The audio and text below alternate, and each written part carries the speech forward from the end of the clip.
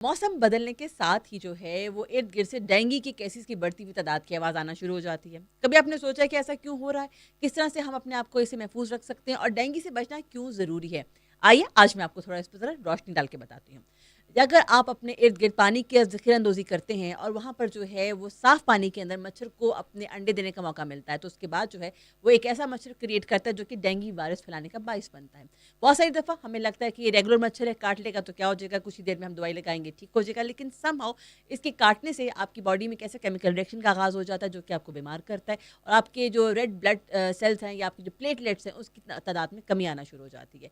Dengue का शिकार अफराद जो है, वो ना सिर्फ कमज़ोरी महसूस करते हैं, बल्कि बहुत हद तक जो अपनी रोज़मर्रा ज़िंदगी में फ़राइज़ को अदा करने में जो है, वो कंफर्टेबल नहीं फ़ील करते हैं।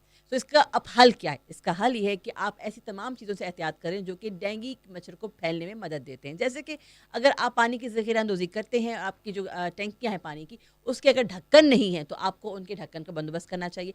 कोशिश करें कि आप अपनी टंकियों को जो है, वो ढक्कन को ज़रा मज़बूती से बाँधे रखें, कोई उसको उठाए ना, चोरी ना करे, बेचे ना और मच्छर को जो है, वो अपने अंडे देकर उसको पालने के लिए खुला मैदान ना मिल जाए।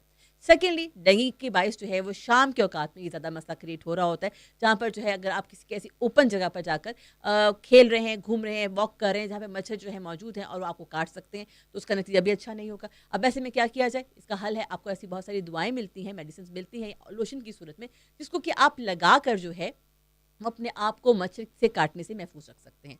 तीसरी चीज़ क्या की जा सकती है? तीसरी चीज़ ये की जा सकती है कि कोशिश करें कि अपने इर्द-गिर्द मोहल्ले में जो है, वो ऐसा दवाई का स्प्रे करवाइए कि ये मच्छर अगर वो बन चुके हैं, उनके जो हैं वो अंडे बने हुए हैं, तो उनको जो है ख़त्म करने का जो है मौका मिल सके। अब सवाल है कि अगर आप ये सब कुछ करते हैं, तो इससे फ़ायदा क्या होगा? इसका फ़ायदा मेनली होगा कि आपको डेंगू से जो है वो लड़ने का की ज़रूरत नहीं पड़ेगी क्योंकि डेंगू जो है वो उसकी अफ़ज़ाइश ही नहीं हो रही होगी, मच्छर जो है वो आके आपको काटेंगे नहीं और आप बीमार नहीं होंगे। लेकिन अगर आप इसका ध्यान नहीं देते हैं, इस पे लापरवाही करते हैं, तो उसका नुकसान ये होता है कि फिर आप ना सिर्फ बीमार होते हैं, बल्कि ये आपके और आपके प्यारों की ज़िंदगियों के लिए खतरा भी बन सकता है।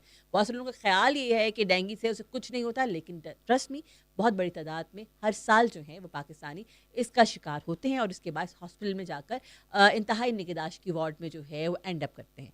सो अगर आप चाहते हैं कि ये सीज़न जो कि बदल रहा है और इस बदल सीज़न में जो है वो डेंगू की अफ़ज़ाइश बढ़ रही है, ये आपको तंग ना करे, आप इससे मुतासिर ना हो, तो आपको जो है अभी से एहतियात करने की ज़रूरत है। कोशिश कीजिए शाम के वक़्त में बच्चों को जो है घरों से बाहर मत जाने दीजिए और अगर जाएँ तो उस पे अच्छी तरह से लिक्विड लोशन लगा के मेडिसिन का उनको बाहर भेजिए।